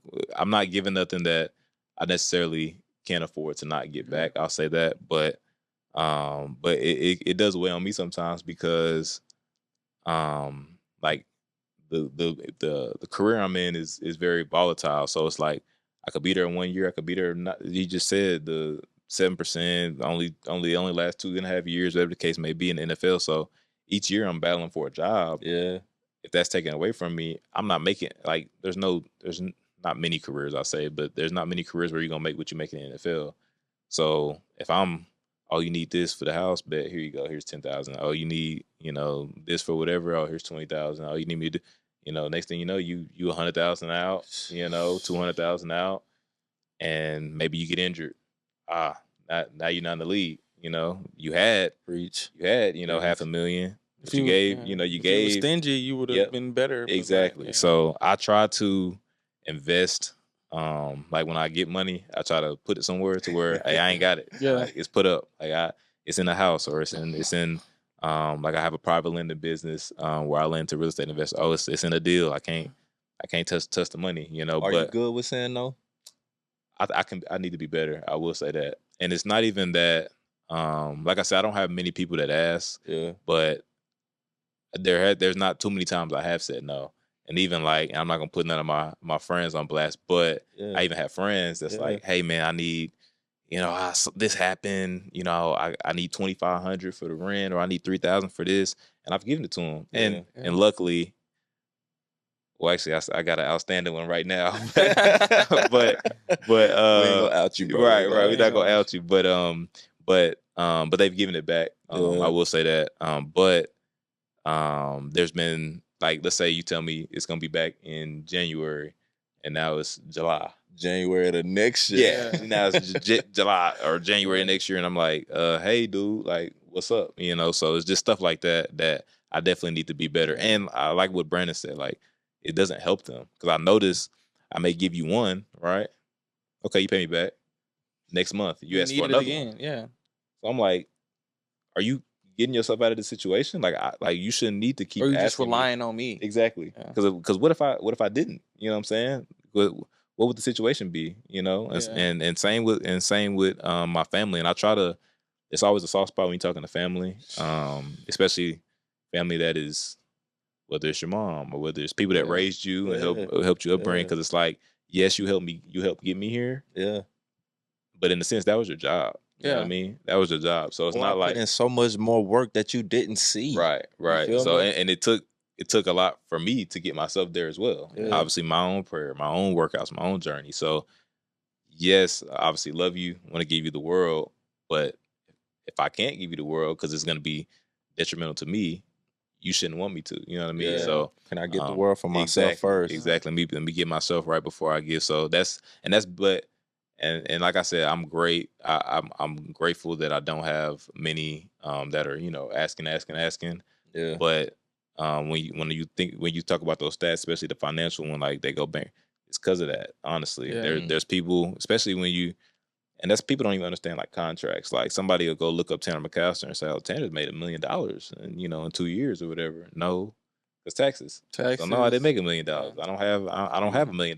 Yeah, no, I've been in the league 2 years. I don't have no $1 million. I'll tell you right now, because of taxes, because of whatever expenses I have to get rent. I have to get rent when I'm down there. But maybe you train in Houston. My fiance's in Houston, so we're paying here, paying in Denver, wherever I'm at. So got agent fees, whatever the case may be. So that guy that signed for 2 for 10 or 2 for 20. No, it's not 20. They got 20 guaranteed. It's really 10 or 11 guaranteed. Just cut it in half off bat. And obviously, there's ways you can help with that. But yeah, people just see that number though, and they're like, "Oh, he got it. I'm asking for 10,000. He got $1 million. Like I'm asking for 10. That's nothing. Right. That's what they thinking. So, but that's not the case at all. So, that's it's always tough though, and I can sense the resistance sometimes, even when they're asking. It's like, I really don't want to ask you for this, but you're asking me for it. You know what I mean? So it's definitely like the best part is also the worst part because the best part is you're in a position to now help people. Exactly. Like I can finally like take care of whatever, but it's like also you're gonna ruin a lot of relationships that wouldn't even be ruined if I wasn't successful. And you promising to pay me back. If you can't pay me back, just say, "Can I have it?" Right. But don't tell me, "Hey, can you give me this and I'll pay you back?" And now it's like, we're on money, and then I give it to you. And then now you dependent, you ask again, like, I don't have it. Now you mad at me. Right. Exactly. You mad at me because I can't help you again. Exactly. Like, I know you got it, whatever the case may be. And I think it kind of, and it changes the relationship too when the money's out. Because it's like when you see him, it's like, You know, Boy, you about to buy that right you know there? what it's up. Yeah, you know what's up. Like, hey, you having a lot of fun. You having a lot of fun on me. But so it changes it out. Like I think about it different, and and obviously I willingly gave the money, so I shouldn't think that way, but human. But but I am human, so I see things, and it can aggravate me because I'm like, man, I'm helping this person, and it seems like they aren't taking account, or they're not taking the steps to make sure they never have to ask me for anything again. It looks like you're in the same cycle. So I'm seeing it, knowing I just gave you money, and now you still having the same habits. So that aggravates me as well. But I'm learning. Like I like how you asked that question. Like, do I feel like I'm good at saying no? And I'm learning. Like, yeah, Tanner, you need to start saying no. You make me feel better, bro, because like I say, your scale is much greater than mine, bro. Not to be in your pockets, but just reality. You feel me? That's real. People see me, man. I work a transactional payment career. You feel me? So they like, I know you got it. You made that today. You feel me? And it's like, yo, I got the same expenses as you, right?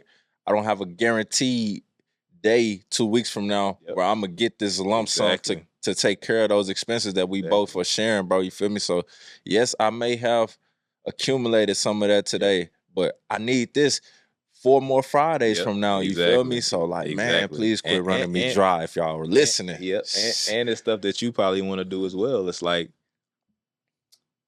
if I have something that I want to, let's say I want to go buy a rental property, right? Like I said, I like in real estate. I have one right now. I have a rental property now in Houston, but if I want to go do that, but man, I still got 60,000 that I've lent XYZ and XYZ that I'm waiting on. Like, I could be using that 60,000 and making money with the 60,000 or whatever, however much the money is, just throwing numbers. So that's kind of what I feel like people don't think about.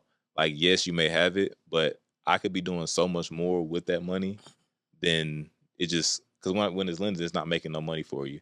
So I'm always thinking about the opportunity cost. Like, if I give this person 100,000, let's say I had that 100,000, making 10% or 8% off of it, man, that's $10 or $8,000 that I would have made off that $100,000 instead of me just having $100,000 in XYZ's hand because they need to pay for whatever. So, but there's also times where like he said, it's a blessing because like stuff like, like I said, I just buried my grandpa, stuff like that. Like I'm there for that, to be able to financially, so there's stuff that I'm like, yes, like y'all need something, yeah, let's do it, from y'all need something from me, I'm able to do it, let's do it. But when it comes to like friends or like family needing to pay off debt or needing to pay, that's when it can get sticky and it can try to change the dynamic of the relationship. I seen or heard something, man, and I think it's gonna help me in the long run when I really manifest on it or meditate on it. People don't have a money problem. You don't have a money problem. You have a you problem. Yep, that's big. Have a you problem. You are the problem. That's big. And I say that, and people. I think I was having this conversation with somebody recently, and I was talking to them about like just financial responsibility, financial literacy, and I'm like, man, it doesn't matter how much money you are making. It's what you do with the money. You can make 50, and obviously that's in today's day and age, 50,000 obviously is not a lot to make, in a year or whatever the case may. I ain't gonna say it's not a lot, man. That's a good living. But if you make 50,000, but you're going to get a $3,000 apartment, or you're going to get a $2,500 apartment, yeah, of course you underwater, right? But like you said, it's a you problem. If you make the conscious decision to look at, okay, this is how much money I have coming in. This is how much I need to allocate towards living. This is how much I need to allocate towards, needs like food, groceries, whatever. Yeah, I can't go to snooze. I can't go to HEB every single day getting the sushi off the rack or or whatever the case may be. Or I can't go to snooze for brunch every weekend. Exactly, for the weekend. So there's stuff that you may need to change. And maybe you pick up some side hustles. Maybe you do something else. So it's like you said, it's a you problem. It's not a money problem, because I done seen like my mom. I don't. She ain't make a lot coming up, but she had 2 kids and took care of them. Yes, sir. So, likewise. So you can make it. You can make it work if you want to make it work. So when people use that as like almost like a clutch, and then they'll kind of turn it to me like, well, we all can't be NFL players and make and I'm like, dude, it's not about me. Yes, I'm an NFL player, and yes, we make good money, and yes, that is allowing me to have a great head start in life, and yes, it's allowing me to do things like invest in real estate and help out. But I'm also taking the necessary steps with financial literacy to make sure that that's not squandered, to make sure when I'm done playing, this money is still put up somewhere. And this money is making me money on top of whatever other career I decide to choose when I'm done playing football. So that's what people, and I've had that a few times, like, oh, we all can't, be NFL players and make this kind of money. I'm You like, better than me because I would. Hey, we hey, had the same 24. hey, come on, check this We had the out, same man. 24. Come on, B, let's skip the time. These same principles and rules of discipline I'm applying to myself. Imagine the scale. Okay, all this money you think I'm making.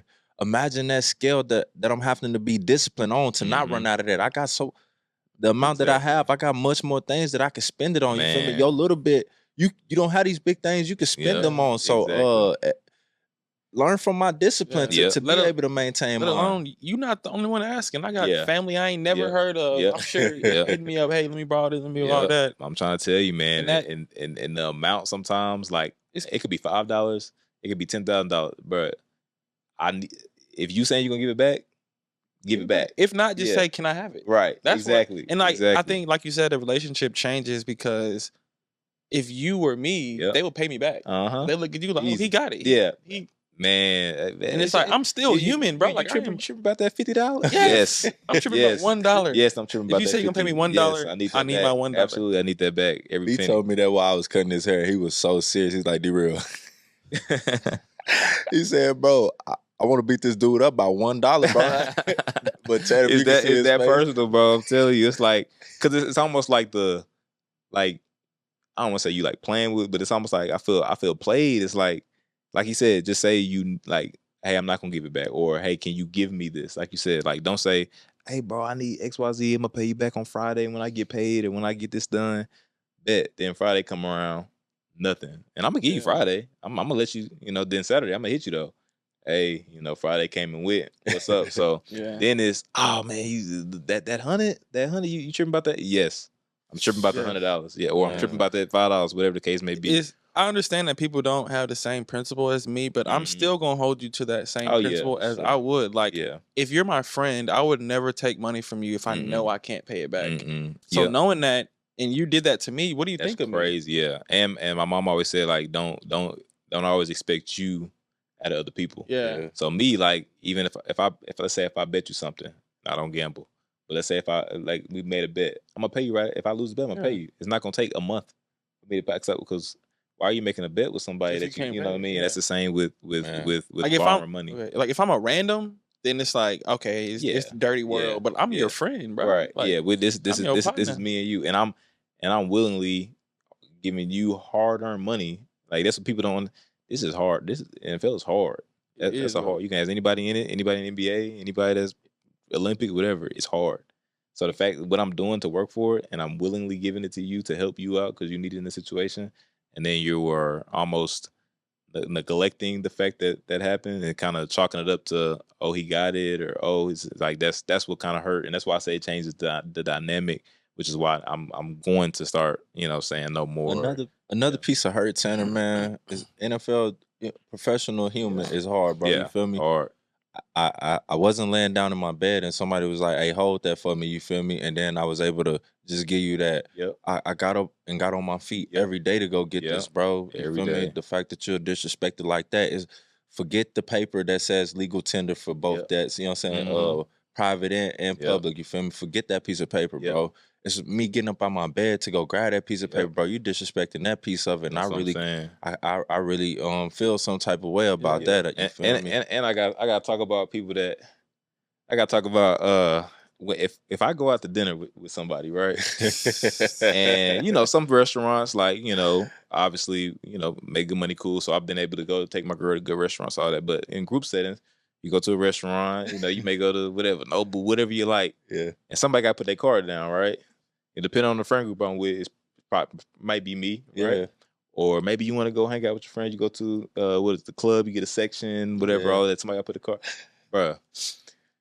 If we agree on something, right? Let's say they say, hey, we're gonna split it, right? Everybody know the cost, whatever. Or maybe you say, I'm gonna pay for what I ordered, right?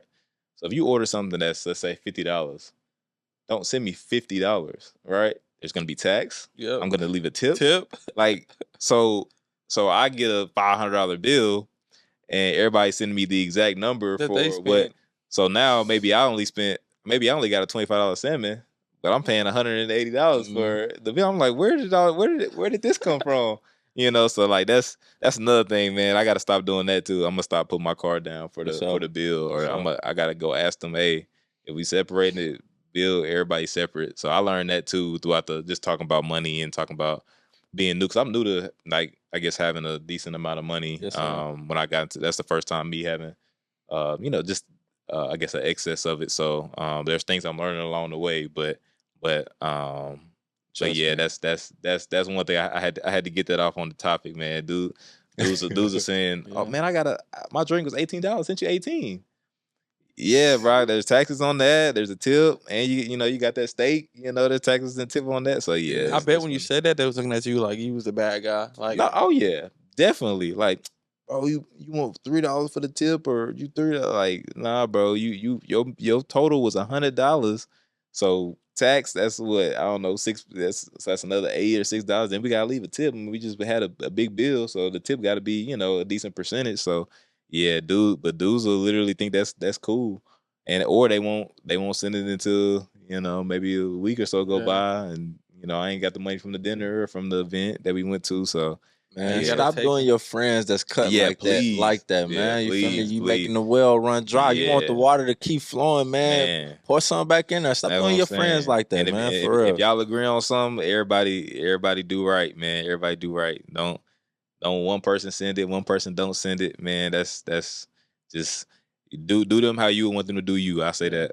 Nah, definitely being successful can tear some friendships up. Yeah, man. Like, definitely. That would have been solid if you just didn't. You know what I'm saying? Trying to give me a quick answer, man. You feel me? Because you're engaged right now, bro. So we don't want to just light a fire, bro. But I do want good.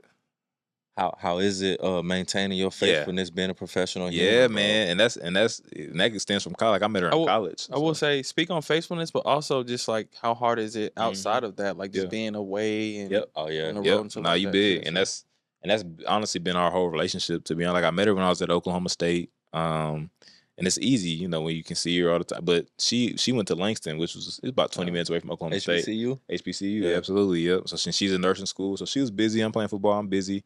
But obviously, we were 20 minutes away, so we saw each other. She come to my apartment, I go to hers, whatever the case may be. But like you said, especially when you're a football player in college, the cliches, all the girls want you. I mean, that's real.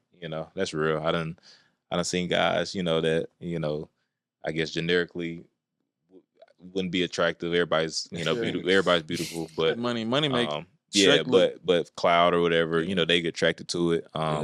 So when you may look decent and you got some clout, it's ball game. So you can ask my girl. She done had to kind of, and I'm glad she's not like a feisty type as far as like ready to fight somebody. I was never really attracted to that, but she knows how to control settings. But there's been very disrespectful settings that she's unfortunately had to experience, whether it's being somewhere and just girls coming up to me while she's right here, talking to me or touching her, whatever. Even if you do the right thing, it's still tough. Exactly. Because if somebody wants a picture or whatever, like, yes, I'm gonna be respectful, but I'll do that. But there's situations, I remember there's one time when we eating somewhere, and man, this girl like tapped me on my back, like turned like right in front of my girl, and then kind of just got to doing her little flirt thing, and but I'm respectful enough to that. Like, I'm not gonna put my girl in a situation where she's gonna have to step in. You know what I mean? I'm gonna, hey, yo, I'm having dinner right now with my girl.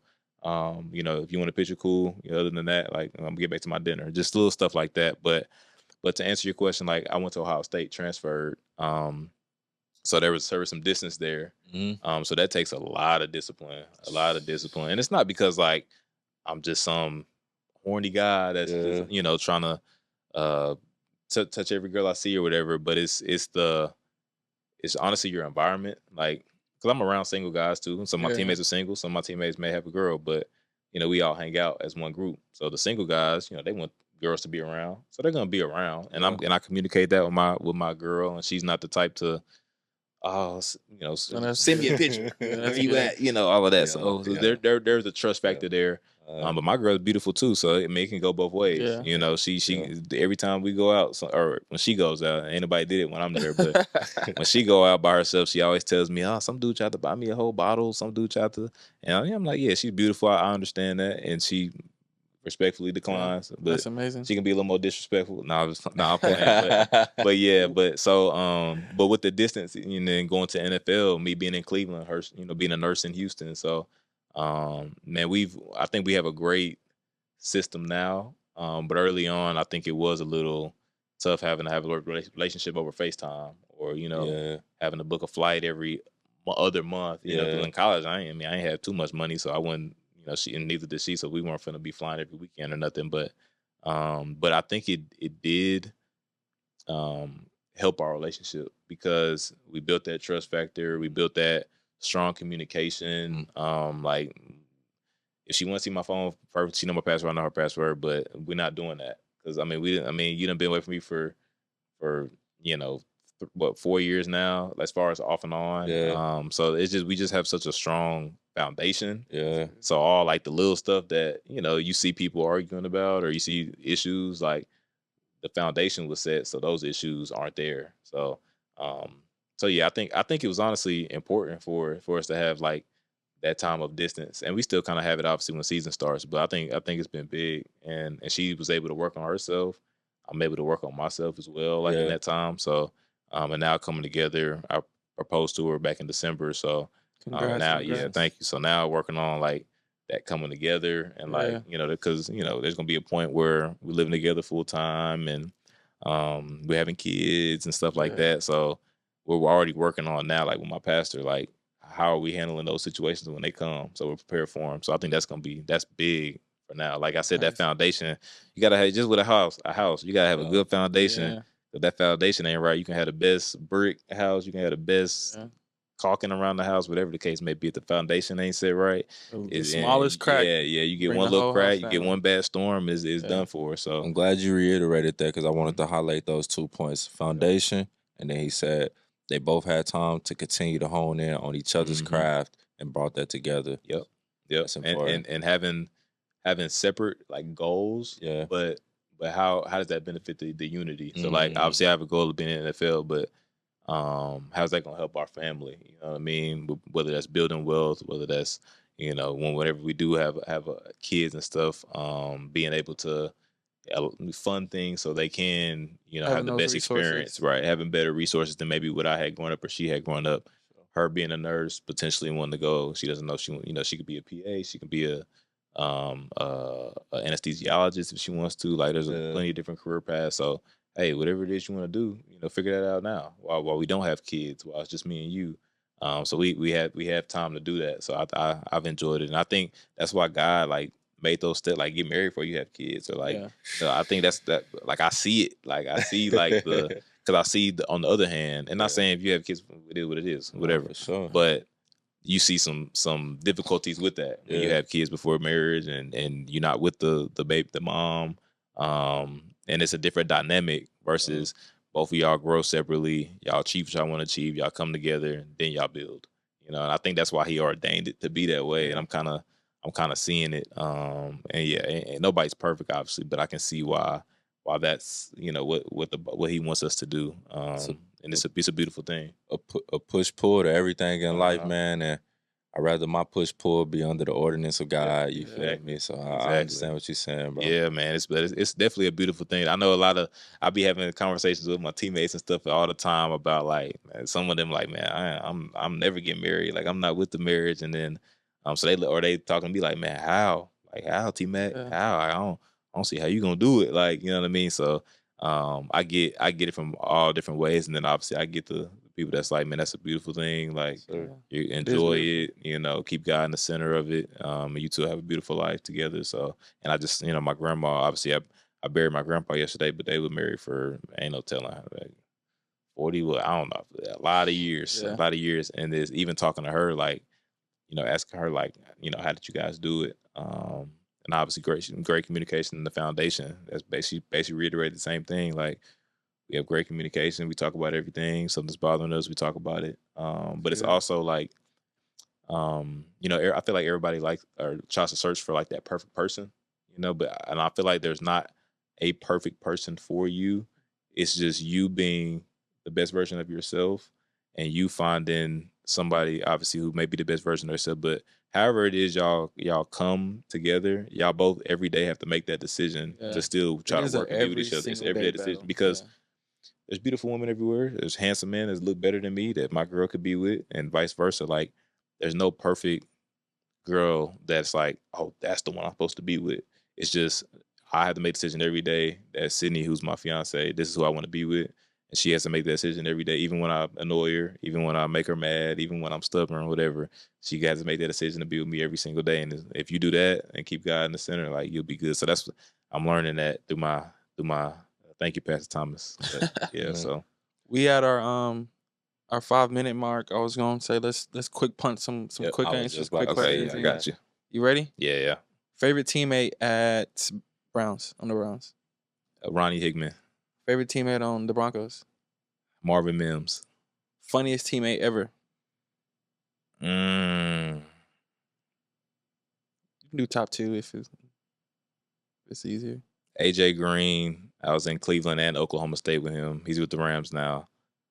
I'm gonna go AJ Green. AJ Green. And I go Christian Holmes as well. Christian Holmes. Sip? Yep, Sip. That dude funny. Yeah, he's hilarious. I gotta go funny. Christian Holmes, Oklahoma State. And he a dog too. Dog. I didn't know about him until I met him through you. I'm like, who is this dude? Looking, oh shit. He like he a dog. Best play ever. Might be hard. I like my interception at bro, it's a play I had at Ohio State. I was in the deep half. I was running one way covering the seam and I speed turned and broke up the fade. Like, I think it just showed crazy range. We'll have to pull that up. It showed crazy range. I was gonna say my interception from Oklahoma State against the University of Texas, the game winner interception in cover 3. We're not going with that one. Yeah, but the Ohio State speed turn play, I think just if you know football, I'll find it and clip it for the I think I can send that one to you. If you got to send it to me. Yeah, but I think that was probably my favorite play because even when I made it, I'm like, oof, like that was a play. You know what I mean? So yeah, I was like, that was a play. So, and I had just came off like a growing strain, first game back. So yeah, that was probably my favorite play. Really, a lot of players I talk to say like you don't like you got to see practice. Like this dude is a beast. Oh yeah. What's something like crazy you saw in practice, or it could just be someone who we wouldn't know to be good because you saw him in practice and you know like that. He in the league now. Jalen Warren, he a running back for the Steelers. Like, where did he play? He a dog. He played at Oklahoma State with me. Yeah, he's at Oklahoma State. Nah, he nice. Yeah, he a dog. Like in practice, he like them running backs that can find the hole, like in practice, because in practice we're not tackling. Yeah. So it's hard I feel like for me, it's hard for a running back to really show who he is. But the running backs that do show, like he getting yards and stuff in practice, I'm like, yeah, he like that. Because when the game come on, it's gonna be not easy, but it's gonna be even better. Because if you getting through the line of scrimmage without being touched, I mean, in practice, then in the games you're gonna be flying. Yeah. And then probably Marvin Harrison Jr. Ohio State. That boy, I think he's gonna have a great season. I'm putting that, mark my word, he's gonna have a great year for the Cardinals this year. Got cut. Yeah. Like, oh no. He when I was in college with him, he was benching 225 like 22, 23 times, like easy, like knocking him out. So now Marv is one of probably the best receivers I've seen, like with my own eyes and going against in practice. Yeah, I ain't gonna lie, he done ratted me up a few times in practice, but he a great player. So that's probably to answer. Yeah, you see some crazy stuff in practice, definitely. Okay. Yeah, that was probably my next question is who's someone like the toughest person you have to guard? Who's someone else?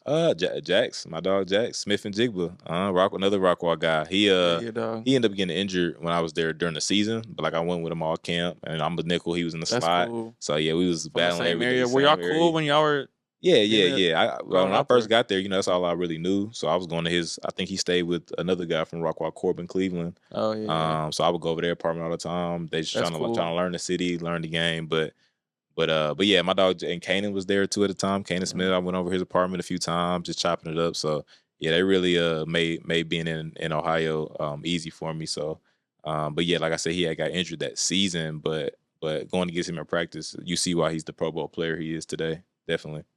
Good dog. What would you want these people to know about Tanner McCalister before we get out of here? That's a good question. I mean, I think y'all probably gonna obviously hear a lot from today, but obviously God fearing is most important. I want anybody. I always say, like, I want when people meet me or have a conversation with me, I want them to know that I'm God fearing. I'm led by God. Like, if you have a conversation with me and you don't get a sense of that, man, maybe I wasn't in the right state of mind or something, because I want that to be For sure. very expressive on my personality. So that's number one, and that obviously more than a football player, even though that's what I love, and football has definitely shaped me to who I am today. So yeah, definitely my faith, and the things that outside of football. Obviously, great athlete, and I hope I can continue to be one. But there's more important things than your career or your sport or your job, whatever. So find those things that are important to you and really hone in on those and prioritize what you want to prioritize. I think that's important. And I'm learning that now, to prioritize things that are important to me, like my fiance, or like things I'm interested outside of football, or like real estate or friendships, family relationships. Like call your people. Sure. Talk to them. Even when you busy, because I find myself all the time, man, just being busy and not. I'll be like, dang, I ain't called moms in 3-4 days. Like, let me call mom, see what she up to, or I ain't talked to my dad or my little brother who's in LA. So yeah, I definitely. I mean, just to sum it up, I think that's important to me. So. One more quick one, man. Favorite store to shop at for your everyday gear? Hopefully they sponsor us. Dang. Everyday gear, or like just your regular, I'm putting this on if I'm not working out. Uniqlo. Uniqlo. This whole fit is Uniqlo. Actually, never heard of them. The pants, and the shirt. Uniqlo. That's please. I need that. I need that. I think it's a. I don't even want to say it wrong. I don't even want to say it wrong, but it's a. I'll show you the brand after. But they have great T-shirts, great sweats, pants. Man, I got this, man. Yeah, I got all type of a lot of my wardrobe is Uniqlo. They have a storefront, or it's online? Yeah, they got one in Dallas. They got one in Dallas, two in Houston. But it's online as well, man. Yeah, a lot of stuff you see me in workout, all my workout stuff too is Uniqlo. So Uniqlo, you about to have I'm there all the time. I almost lost it for a second, but I'm like, yeah, I'll stay at Uniqlo. So yeah, definitely. That's funny. I do got one more. How can we, the Be Real podcast, not necessarily help you, because you are on your journey, but how could we be a part of your spiritual journey? Yeah, man, keep spreading that message. Definitely. Like, even the first episodes you had, man, I watched, and I think I told you before we started. I'm like, man, when I first seen y'all were starting the podcast, because I see, like, you in your church, you're very involved in your church and stuff. I knew it was gonna be a good thing. And same with you. So I think you keep spreading that word and influencing others slowly but surely, and hopefully it's fast. That's contagious, man. Because people, if you see it so much, like, you don't have a choice but to kind of wonder, like, man, why are they so passionate about this? Why is this? And faith is obviously the biggest thing, but just even other topics, like, we're talking about sports, we're talking about faith, we're talking about mental health, we're talking about people's journeys, we're talking about relationships, family, man. Friends. Yeah, all this stuff is important, man. And especially, like, I mean, all of us are African American men, man, especially for our community. Like, this stuff we don't talk about. Like, we talk. I mean, I was just boohoo crying. I was boohoo crying at my papa's funeral yesterday. And even a sense of me was like, man, I shouldn't be crying. But even somebody told me, like, nah, you crying because you care. You crying because you are a man. Like, that is what you're supposed to do. So, but we're taught to be tough, and if you are dealing with something, mental health, like, keep that to yourself. But let's talk about that. Let's see what's the root of that. Let's see how we can not, I don't want to say fix, but how we can aid in helping that. Like, what direction do we need to go in to help that? And you guys are hitting on all of those. I mean, everything we talked about today is important. So I think keep honing in on that message. And then also, I feel like through this podcast, you'll build a community, and maybe whether that's sending scriptures to that community, or just stuff like that. I think that'll be big, man, to just keep the conversation going, and you guys will keep the conversation going. But yeah, I think that's big plans, big goals. Definitely, that's my guy, and we appreciate having you. Definitely appreciate you coming on. For sure. Hey, Tom, man, feel free to stop by anytime. anytime you back in, Yep. let's link up. Yeah, no doubt. Yeah, I'm always see bro at the shop and Yeah. stuff. But yeah, we gonna get that hooping game in. Hey. We gonna get that in. What do you say? 4-7? I know what 24-hour is, man. We gonna be there. Yeah, definitely. I appreciate y'all, man. Extravagant techniques, man. Stop by the shop sometime. Mm-hmm. For sure. No doubt. I guess that's a wrap. Yeah, we good. Yes, sir. I ain't got no clothes. No clothes out. You ain't got no. Yeah. Let me get a shirt for my guy. We got a shirt. Oh, yeah. We have a shirt for you. Yeah. Let me see what we got going. Oh yeah. You know what I mean? Yes, sir. Ski. Be you, be true, be for. Ooh. Okay. Show the camera. Show the camera. Show the yeah. camera, T-Mac. I gotta see that. You feel me? That's tough. Yes, sir. Oh yeah, this definitely. I might work on this tomorrow. Bet. Spread that word for us. Already. Yes, sir. Appreciate y'all, man. It's love. Yes, sir. Appreciate you.